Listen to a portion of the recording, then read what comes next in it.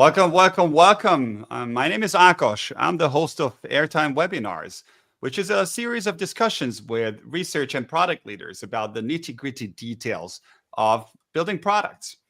Today, I have the honor and pleasure of talking to Nina Weber about how to make insights impactful.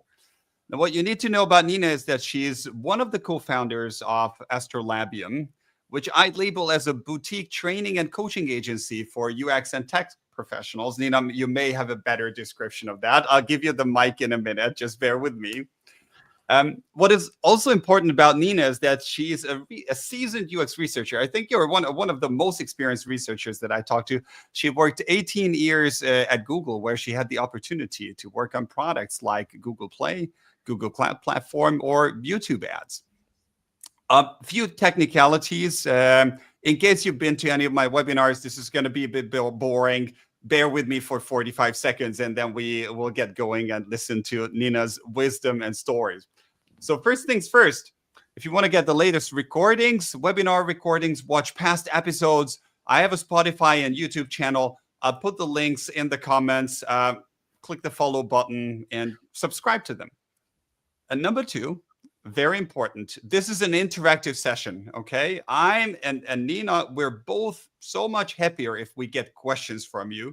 So if you have questions, put them in the comments. You don't have to wait until the Q&A. And there's one more thing you can do. If you like a question that somebody else posted, leave a thumbs up. So I know this is a topic, this is a question that is of interest to a lot of you. All right, number three, if you want to do a background check on myself or on Nina, I'll put our LinkedIns in the comments as well. Feel free to add us, feel free to get in touch and continue this conversation after the webinar today. Last but not least, in this session today, we're just looking at the tip of the iceberg, so to say, scratching the surface.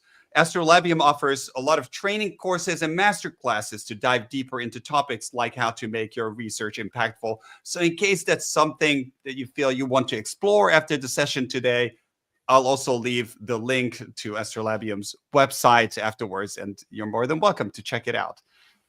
I think I talked long enough. Thanks for your patience, Nina. It's an honor to have you here. And I just want to throw the ball in your direction straight away and ask you to say a few things about like 18 years Google and then launching your own thing. What have you been working on and what are you up to in the future? Thank you so much for having me, Akash. I'm really, really happy and honored myself to be here.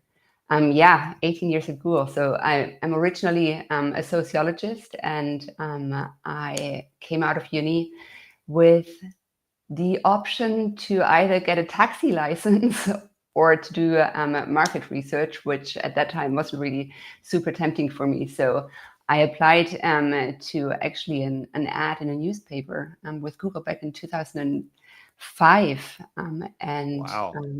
Joined their brand new EMEA customer support team in early 2006. Not as a UXer, but doing a lot of things that afterwards I would label as UX adjacent. So looking into actually how we could improve our support products, our support systems to give better, more speedy, more tailored support to our users of free products. And also on how to scale that up with like a lot of people coming in. At the beginning, I actually was sitting there writing email one-to-one, and people had to wait for weeks to get a reply to their action, to their question.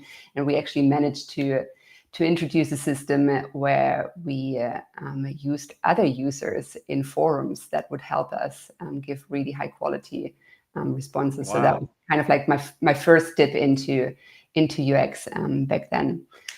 And I moved into more of an analyst role later during that time, which was actually in Dublin in Ireland, and looked into crunching numbers and kind of doing stuff that I would now describe as quant UX on a surface level. Though I'm okay with stats, but not super strong, and it's definitely not my passion.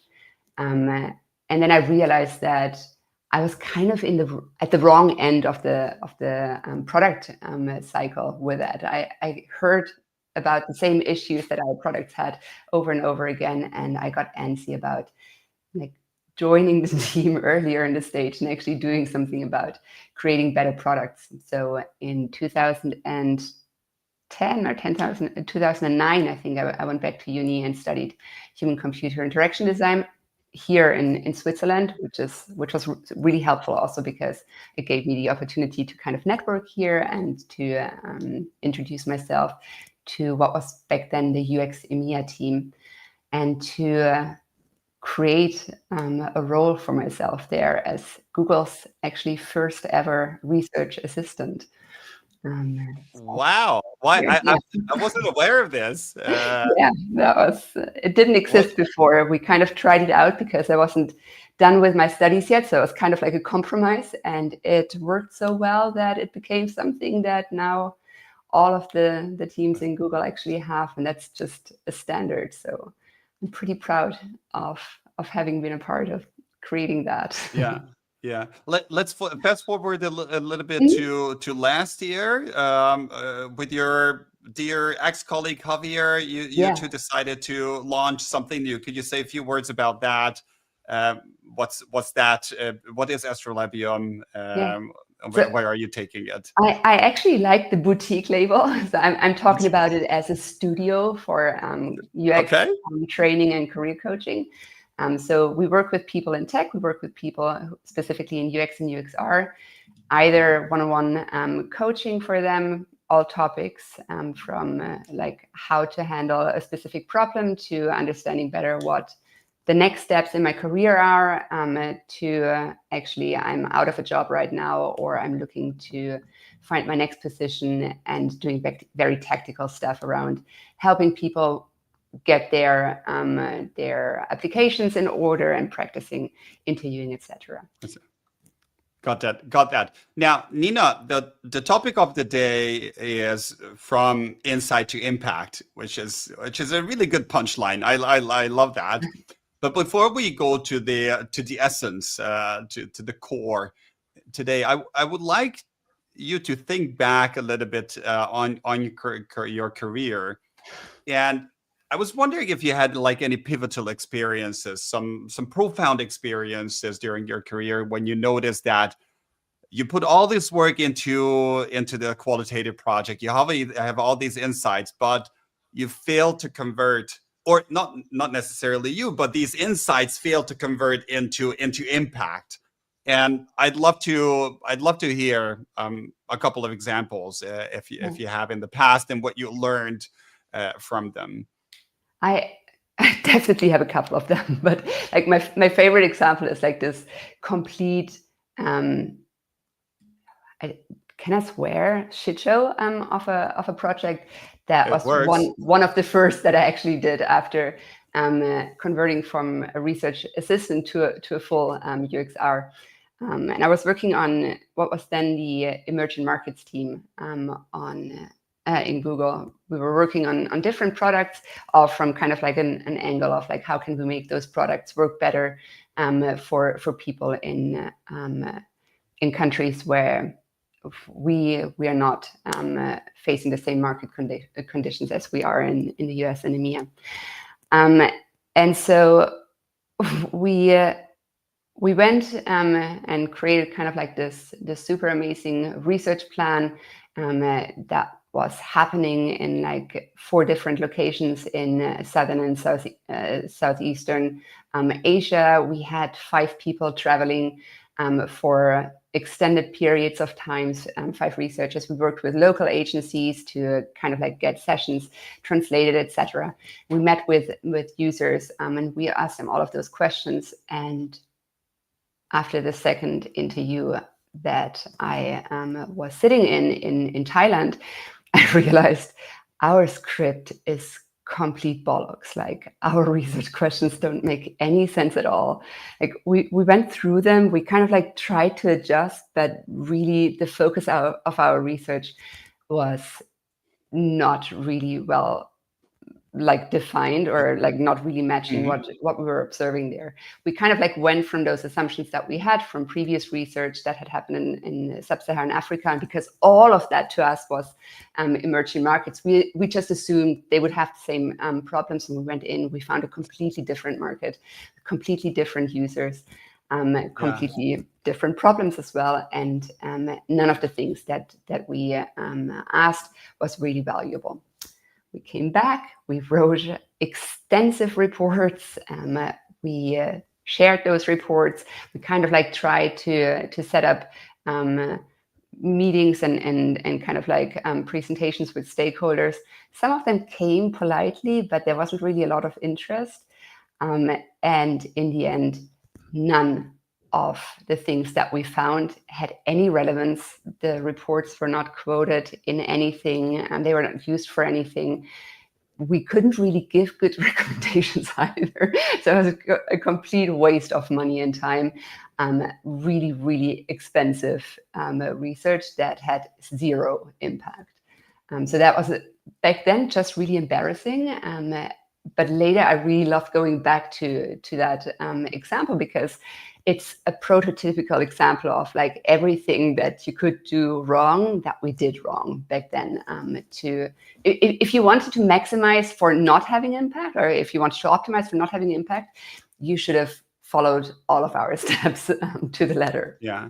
Now, the reason I resonate with this story and I really like it is because when I just like until 2 minutes ago, when I thought about impact, I thought like, okay, I have these amazing insights, and then how do I deliver them in an impactful way? And that's your window of opportunity to create impact for an insight. But what I'm hearing from you is that actually to have impact down the line, it starts in the very first step of planning your research and writing your discussion guide. And how well that is written, it propagates through the entire process and can have this devastating limit of impact or lack of impact in the end. It's not only about how well it is written, it is how relevant it is, right?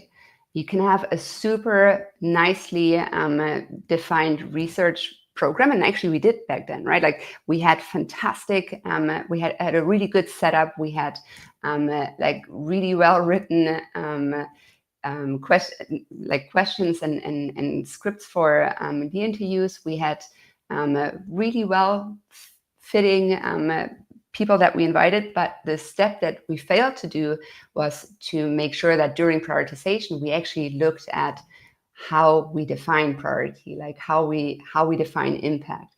And to me, the definition of impact is, do you in the end make a difference to the product?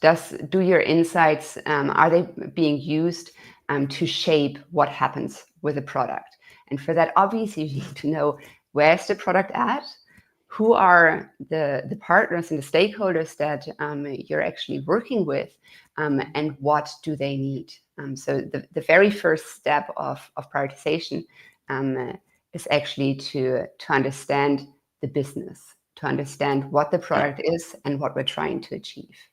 And then you have 6 stages in the user research lifecycle, which are prioritization, planning, execution of the research, analysis of the research, reporting, and then follow through. And at each of those stages, you need to make sure that you connect back to those product goals, to those business goals, in order to land somewhere where your insights actually are useful and actionable.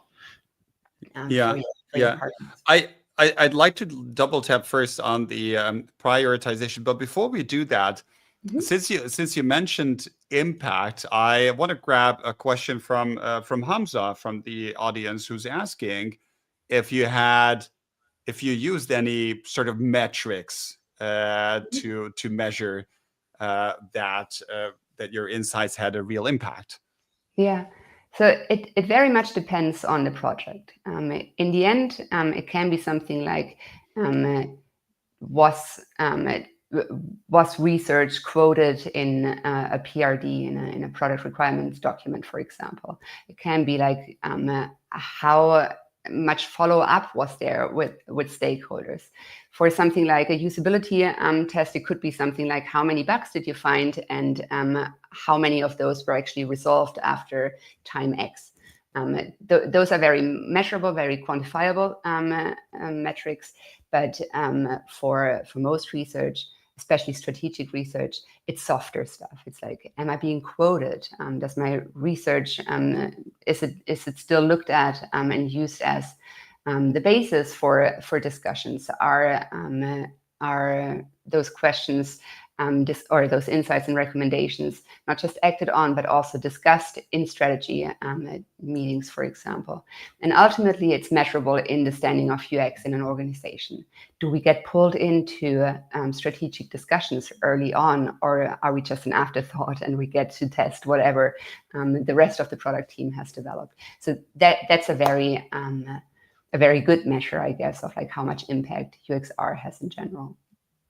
Absolutely. Let's go back to the prioritization, because it touches on how you pick projects, research projects that are relevant for the business. Do you have a mental model for that, or a framework that you like using when you need to pick the research projects that you focus on? So it's more of a process than a framework. Okay. For like, there are different frameworks that you can use for prioritization, but I think the process is what is really important. Like the having a form of intake where you understand where the team is at, what the questions are that they are considering, or what the assumptions are. And that's more likely the case, right? Oftentimes they don't even know they should be asking questions, or they should think about it in terms of research questions. So it's more about like testing what assumptions does the team have, what plans do they have, and how can we help them move forward with more confidence and avoid them falling into whatever comes with basing your decisions on false assumptions. Do you have like a stringent methodology to collect these data points, or do you collect them from kitchen discussions or on the corridor? How do you pick them up? In an ideal case, it's a combination of both. So we, in past teams, we usually had intake forms where we asked our cross-functional partners to submit whatever they thought was important to work on. And then we would also, obviously, in conversations, track what we thought was coming up as important over and over again. And we would kind of like put that really into a spreadsheet where we had information about like what the goal was, the information about the stakeholders and the stakeholder teams, the partner teams, what efforts and projects on the product side those were related to, what OKRs and key results the research would inform. And then also information about like just t-shirt sizing, how big of a project that was going to be, how much effort, how much time of a UXR that was going to require, and information about like what's the last date that this needs to actually be delivered to still be useful to the product team. And from all of that, we would then have several rounds of discussions. So prioritization is always iterative, right? So we would have several rounds of discussions with our stakeholders to understand better what the highest impact projects are, and kind of like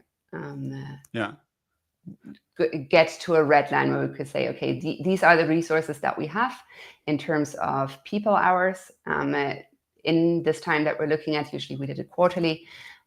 So this is what we propose we do. This is the red line. So all of the other projects that are underneath the red line, we're not going to work on them. And then obviously people would come back and say, no, but like my project fell under the line. That's not possible. Like we absolutely have to work on that. And then we would kind of like force this discussion across different areas, across different PMs, and eng teams to say, okay, like if we look at it again from a higher level perspective, do we all agree that these are the priorities, or do we need to change something and move something that is actually under the red line now up? And at what cost? What does that mean for the stuff that's above the line right now? Because obviously, if we take something out, something else needs to fall. Yeah, yeah. It almost sounds like a road mapping exercise. No, with It's very similar. So the idea with both is that you have alignment on what the priorities are, right? That you actually have broad agreement on what you do and what you don't do, and that's the key piece of prioritization. Like not just understanding what would be good to have, but also what we agree we're not going to do right now because the other stuff is more important. Got that. Now, let's assume you did a good job. I'm sure you did. So you, as a hypothetical, you in this case, and you have this list of a research project that you'll be working on, and then come the subsequent steps. You know, you said like I think you said planning, you said execution, analysis. Let's stick to that part, like planning, execution, analysis. Based on your experience, what are the levers to get high impact down the line in this phase of research projects?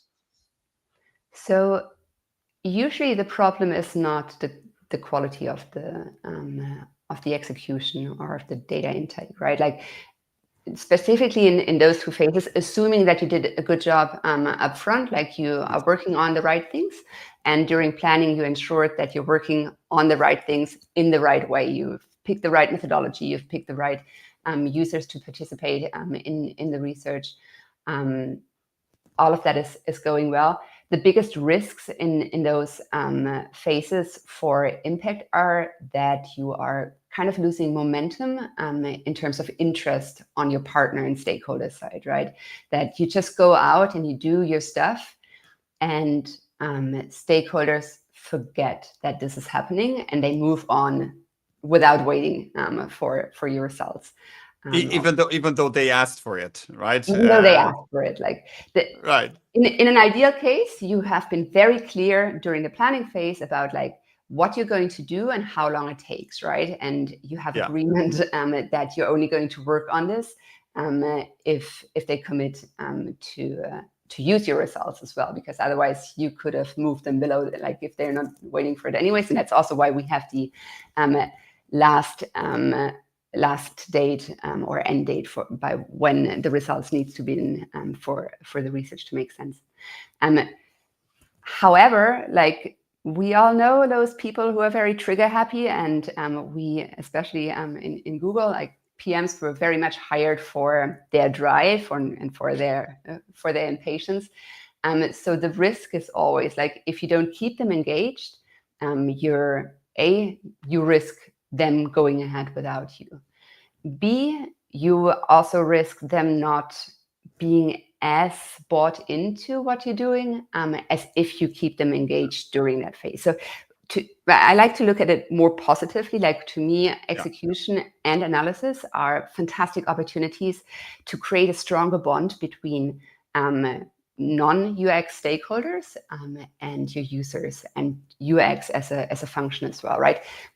We call it moments of empathy. Like if you're able to actually not just keep a stakeholder interested during that phase, but have them actively engaged with your research, actively observing, for example, or even assisting in research, and then not just seeing users interacting with the product or doing like going through certain scenarios that are relevant for the product development, but being able to also interact with them. Those are super strong moments that they are never going to forget. And the side effect is also they are going to feel a sense of co-ownership with the research and the research insights, right? So if you get them to, and that's something that's tricky because you want to strike a balance between like kind of like making sure that they can do their job. So research takes time, being involved in research, observing, all of that takes time.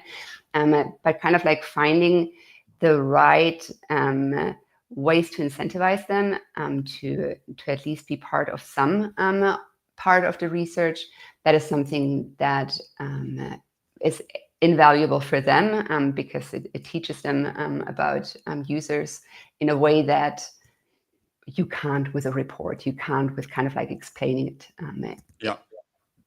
The difference also between like themselves and a user, between a user and another user, that's something, I mean, we all know that from our own experience as well. The first time you observe this kind of stuff is super strong. But then also by doing that, you're going to have somebody who's in your court when it comes to broadcasting your findings, about backing up your findings. Those people are much more likely to share with other people that this has happened and to kind of like be bought into this being the right way to going about this than somebody who's just like a passive observer. So yeah. So go ahead. Engagement. It's like location for Exactly. Restaurants, and in this case, it's engagement. The same is true for analysis, right? Like if you can use their brains, their brain power, and their contributions for analysis, for like understanding, seeing the patterns, and kind of like defining where you want to focus more, you're going to get better quality in your analysis because you have different perspectives on the data. But you're also going to get better quality recommendations because you can, in the moment, check already, does that actually make sense? Like my recommendation from a UX perspective, does that recommendation make sense from a business, from a product, from an engineering perspective as well? So it's both great because the report is more likely to be seen and be listened to and be trusted, but it also makes sense because the quality of the report increases, and that again makes it more likely for the research to have impact and to be used. When I think about engaging with stakeholders in these phases, I think about inviting PMs as observers to interviews. I think about an affinity mapping workshop that we do together. It's all like the thoughts that I typically have are high investment in terms of time and attention that is required from my stakeholders. Do you like what sort of other ways do you have to engage with stakeholders, and maybe requiring less effort on their side, but still keeping them in the loop and keeping them in the process?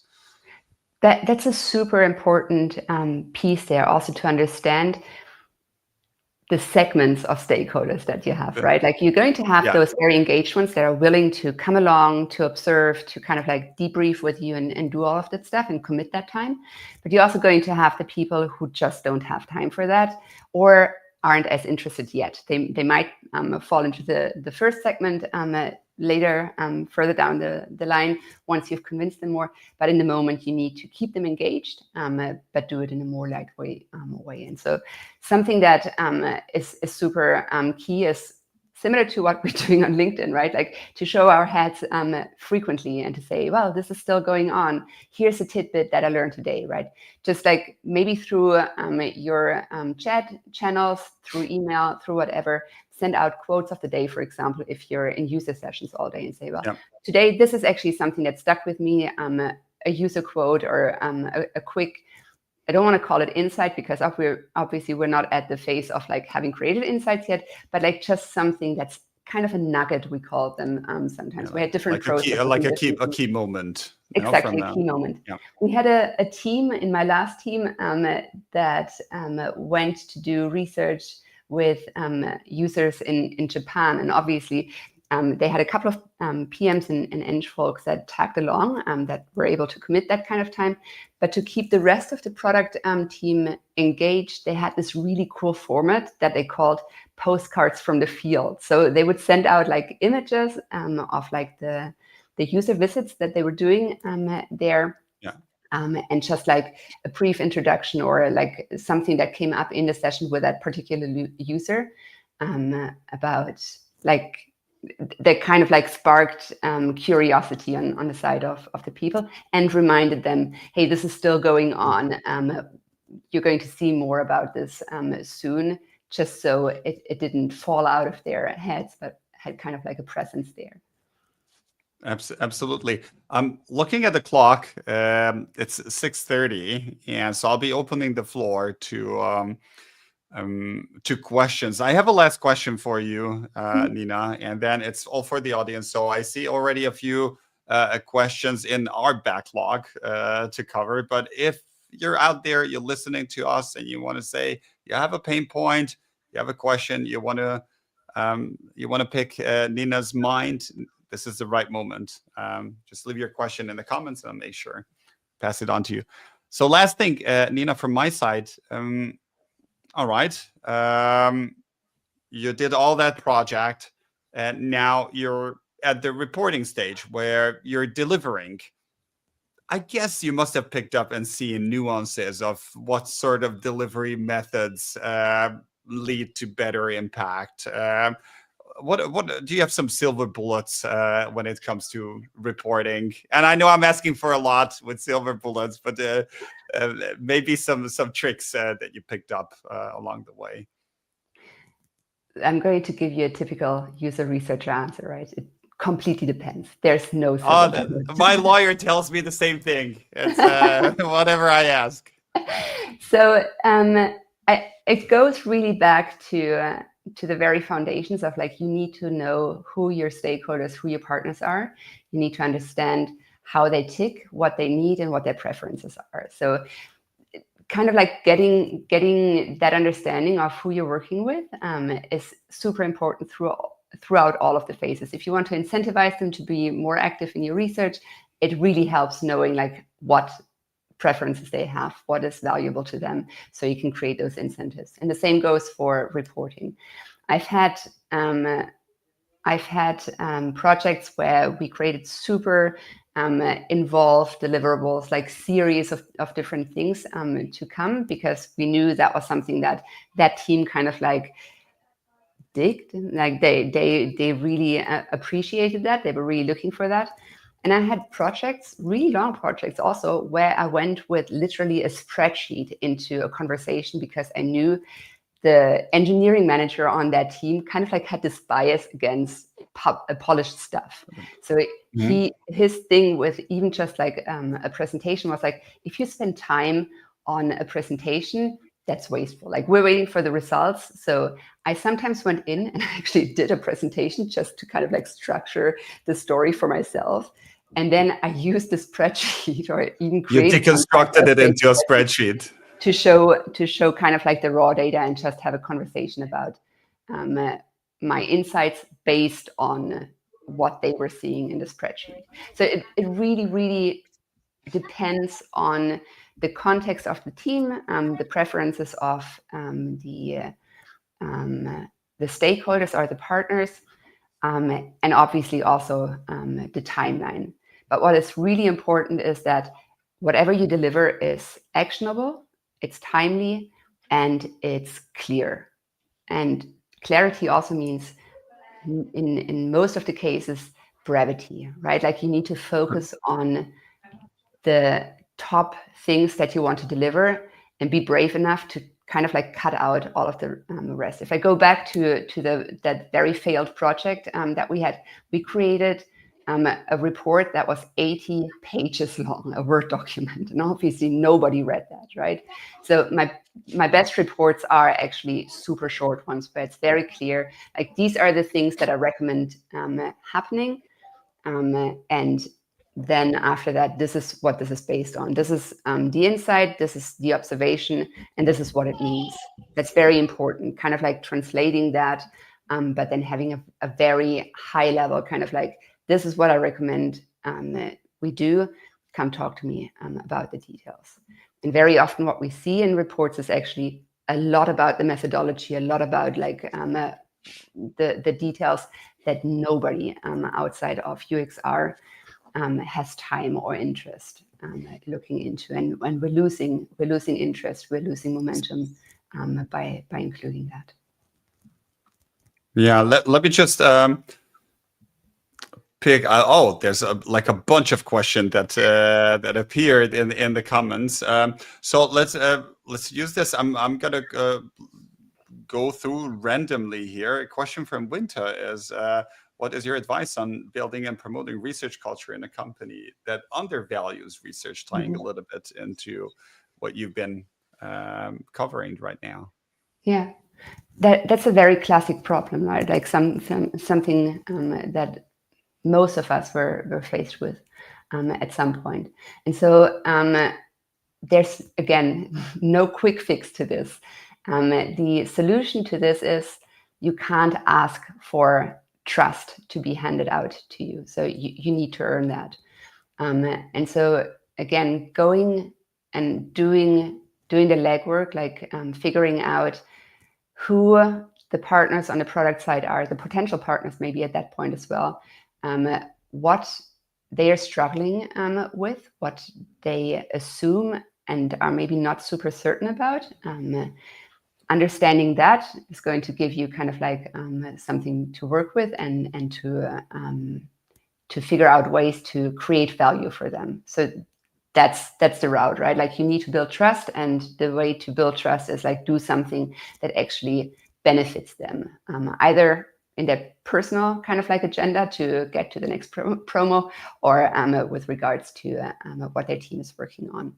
And then also, when you work with stakeholders, look for likely allies.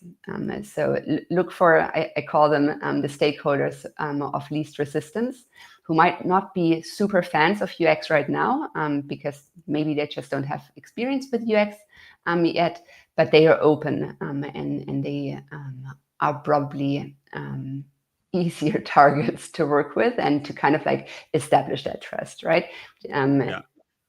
They are going to be proponents of UX, and it's going to be something that's kind of like not a vicious circle, but the opposite. A virtuous circle. Virtuous, thank you. This reminds me a little bit to the technological adoption graph.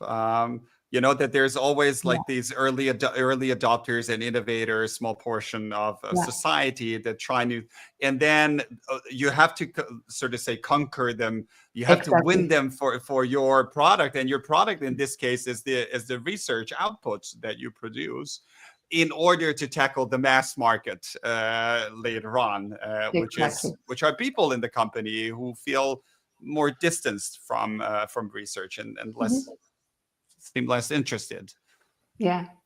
And I think the people part is super important, like the remembering that those roles, those functions, they are people, they are human beings that operate the same as we do, right? They don't have it figured out 100%. Oftentimes they bring it just like we do. And they have, they're scared of failing. They are scared of being found out. So that is kind of like your lever, figuring out what they are afraid of and helping them prevent that. That's going to ensure having trust and having them appreciate UX and UXR much more than they might be doing in the situation where you're right now. Yeah. I have a question from Heidi about what happens after your recommendations have been presented.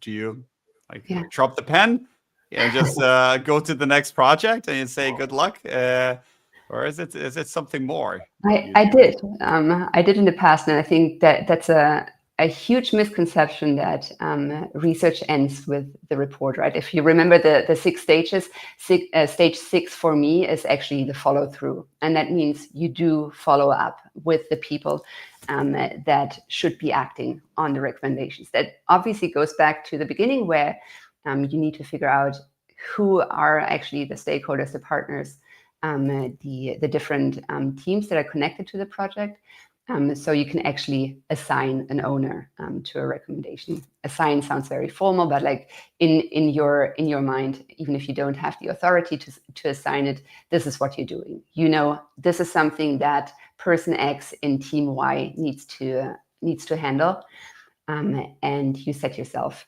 frequent reminders to check in with them and see if they're doing that. One thing about reporting is also that even if your message is clear and actionable and all of that, it needs to be repeated over again, right? So this is something that you need to factor in to research planning already, that like once the report is out, the next stage begins, and that still requires your time, not as much as in the beginning, but like the follow through, the repeat messaging. That's something that needs to happen for quite some time afterwards. If you just drop the report, no matter how good your recommendations are, people are not as likely to act on them as if you are the advocate for your recommendations after the project has been finished as well. Yeah. I think that's also, this is a wisdom I'm going to quote the wrong way for sure. But when you make a good presentation, one of the piece of wisdoms to go by is to tell people what you're going to tell them, tell your main message, and then recap, tell them what you told them in the end. Yeah. It's exactly this repetition to hammer in your main messages and points. Exactly. And then also speaking their language and using their tools is really important for this. So using the right words to kind of like make them understand why this is important and what you're exactly expecting of them.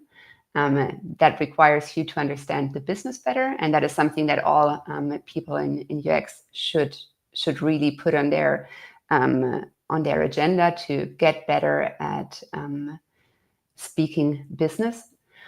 And then also with regards to using their systems. So if you, again, go back to understanding your stakeholders and how they operate, right, you can see what systems, what tools they're using in the moment to track their productivity. And so at Google, for example, we had a system called Buganizer, where engineers tracked all of the different things that they needed to work on, and they had a status, and like if a bug stayed open and unresolved for too long, that would have consequences. So when we actually understood on the UX side that they had this tool, we started putting our recommendations in forms of bugs into those systems as well, which had the benefit of like somebody being on it. And even if that was the wrong person, they had to reassign it to somebody else, and it existed. Like it couldn't just fall off the table as easily anymore.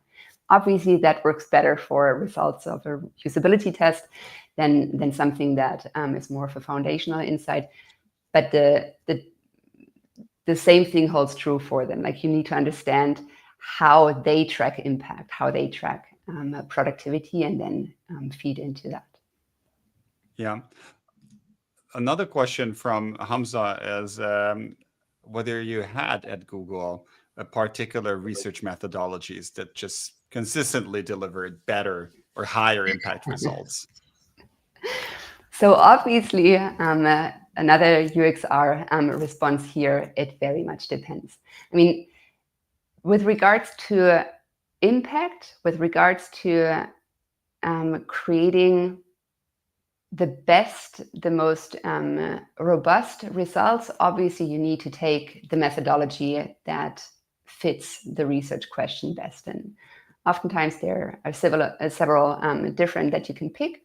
But if you go with the wrong methodology, you're guaranteed not to have impact. But then obviously there's also a different part. And like you heard me talk about like creating impact, going back to relationships and communication with stakeholders and to storytelling and to engaging them. And then obviously there are methodologies that are more engaging and others that are less engaging. So for example, if you have field research and you manage to take cross-functional stakeholders along, that is guaranteed to have a lasting impact on how they view UX and UXR, just because it's so much of an experience, right?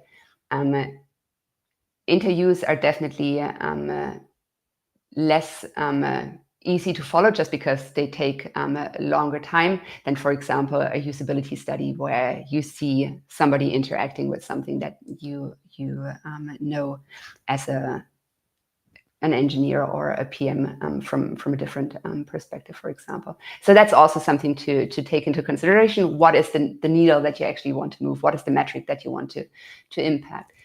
With pure impact, pick obviously just methodologies that make sense. With pure robustness in mind, only pick methodologies that make sense for the research question. But then if in addition you want to be more engaging, have that in mind. Like, how is it going to be for cross-functional stakeholders to observe that? Or also to read the results. So I also had stakeholders who were super happy always when we had quantifiable stuff. So I would always make sure to have that kind of like in the mix as well, either trying to figure out how I could include a survey or a logs analysis or something like that, if it made sense for the research question, obviously. Yeah, talking about field trips, one of the questions targets exactly this point, and the question is about when would you usually spend a day observing clients versus basic question answer meetings, i.e., interviews? Yeah. So personally, I would try and not maybe a full day, but like at least sometime. I would always try to do that when I joined a new team. Not so much for research that I produced for the team, but for me to get a better understanding of who am I dealing with here. And then as a methodology, observation is really great if you're in early stages of product development, when you're trying to understand what is actually the space that the user is in, what are they doing right now to solve certain situations, how do they work with other tools, how do they go maybe also through a sequence of different tools to accomplish something, what is really painful for them, what do they not even notice that they're doing right now. All of that kind of stuff is useful, most useful when you still have kind of like an open slate of like developing different things for that.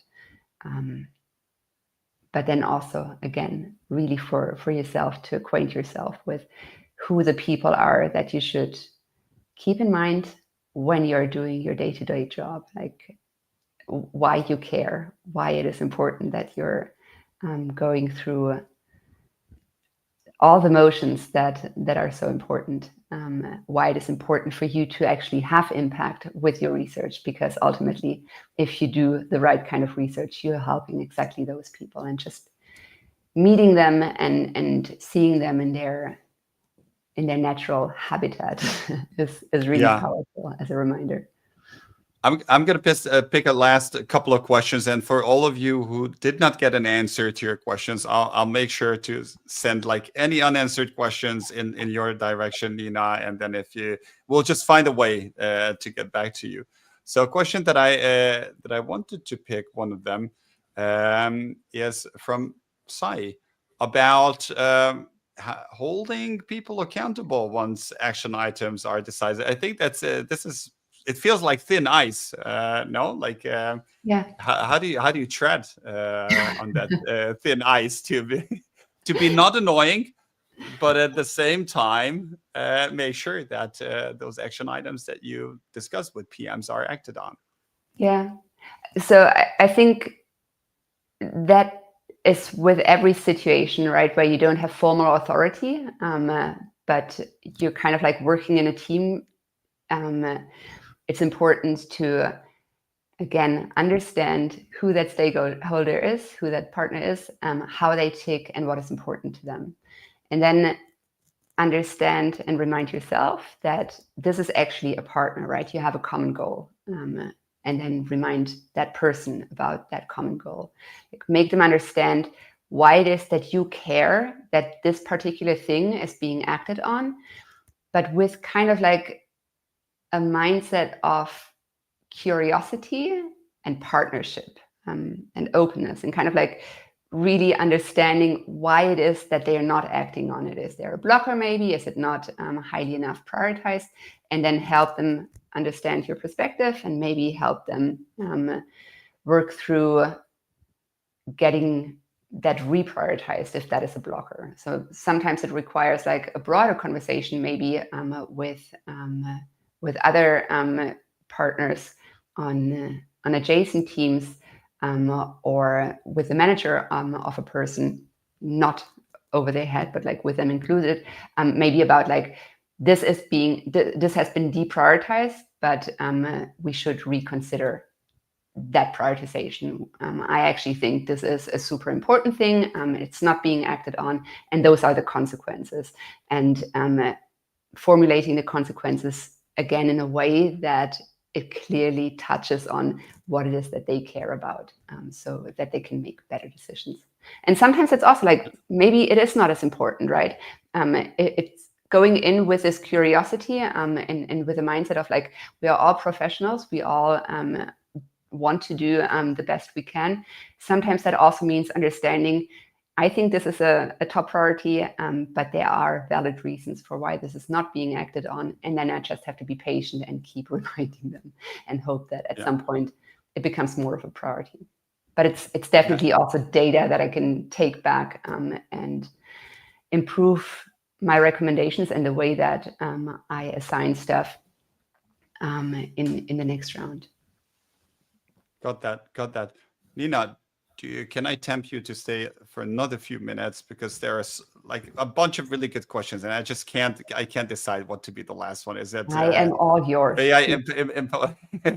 I really appreciate that. So I have a really good one from Tatiana about the most interesting project you had, if you had to pick one. I had a couple of really rewarding ones because they were connected to nice travel. But the one that I'm still most proud of, or that I really feel had really profound impact, was actually one that I did in one of my first jobs with YouTube ads, where we went in with we actually started a project that was very tactical, and it kind of like kicked up this question about like, are those assumptions that we have about who our users are really right? And it led to kind of like this. It was first a side project where we just included more questions in other research that we were doing about who the users are. And it led to conversations with our internal sales team and reaching out to more teams that became partner teams that we didn't really have on our radar back then. And over time, it kind of like it had a really profound impact in the way that this team is now working with internal and external stakeholders, because we realized that we had completely oversimplified how we talked about users. We kind of like had two categories of users. And in the end, I was able with my design partner to create this visual map of the user space that we called the advertiser universe, which kind of like looked like a star map. And it was a really beautiful visual that this person created that is still up on walls in different offices after, I don't know, almost 10 years, I guess. It's still relevant. Wow. It's still beautiful. And that was just something super interesting to me, because it was kind of like this side quest thing that developed into something that was super rewarding, because nobody had thought about our users in that way. And it led to a really deep knowledge on the side of all of the stakeholders and all of the partners on the product team, but also to relationships in-house that didn't exist before, and that changed completely how we're working, how that team is working until today, how they're developing product. It sounds to me that you stumbled upon something that I would label as an unknown Yeah, thing, something that you didn't know you should be looking into, but you sort of happened to open that lid, and what came out as a much more profound understanding and a nuanced understanding of your customers, which had a major impact yeah. across the board for all the teams. It was So gold. And that yeah, obviously had a huge impact also on the role that UX played in that product team afterwards, from like a team that was respected but always pulled in way too late to an yeah. equal partner in strategy discussions. Yeah, yeah. Now, do you have a like a piece of advice for people who are UX researchers and join a new company? Yeah. Um, So your area obviously are the users, so you need to expose yourself to the users really early on. Like, right. again, go in there with humility and with like curiosity and openness to not know anything, and to just learn. Like, don't have expectations against yourself to kind of like understand what you can't understand, but really listen to the users. And then at the same time, learn about the business and your stakeholders. Understand who your stakeholders are, who your most likely partners are, who the people are that maybe have bad experiences with UX and have biases, so you know how to handle them. Understand who the stakeholders of least resistance are, that you are more likely to win over and work with.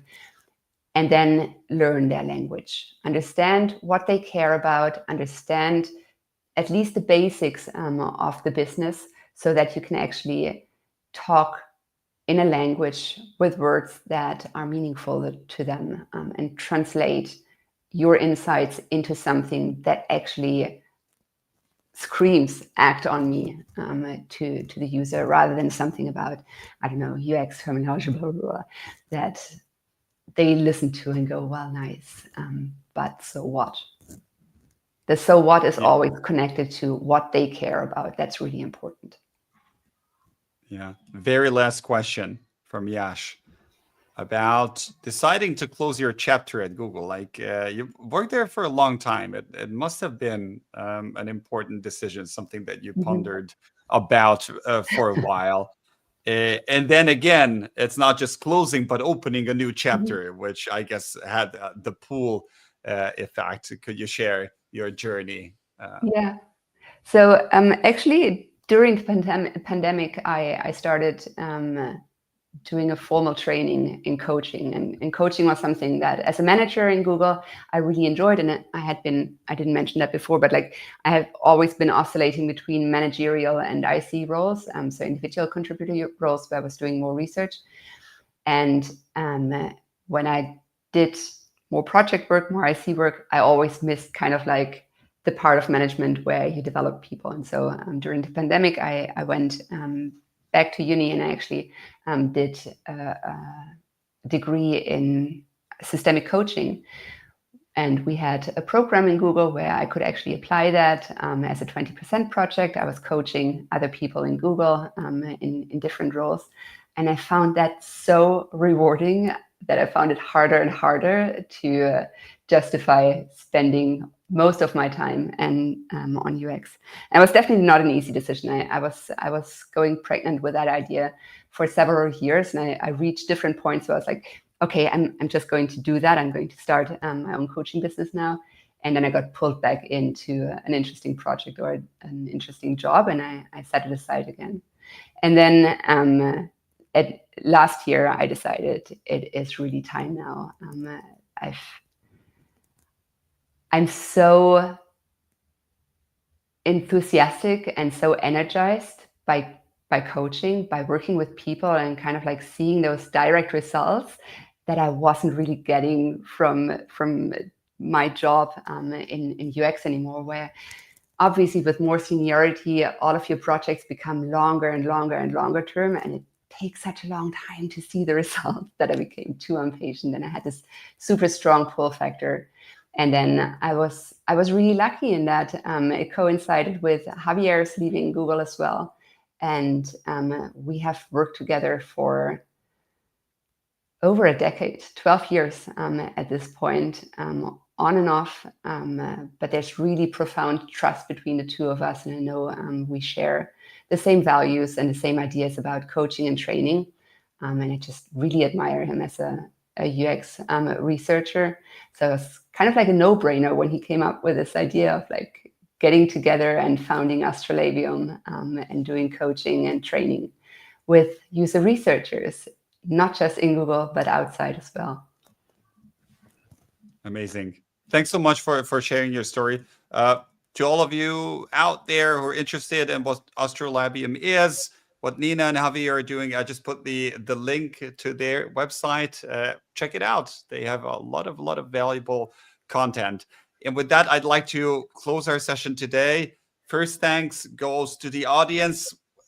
You guys were so active and fantastic questions. I think I should have given you the mic from like minute 2 and not ask my question, but just let you ask Nina. It had such a good flow. So I'm really grateful for your activity. Thanks to you, Nina. I'm indebted. Amazing stories and a very insightful conversation. I'm very happy that you accepted my invitation and that you spent this almost over an hour with me.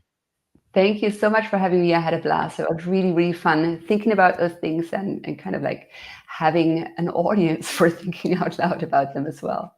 Thanks for having me. Thanks so much. So wish everyone a nice rest of the day, evening, depending on where you are, and see you around. Ciao, ciao.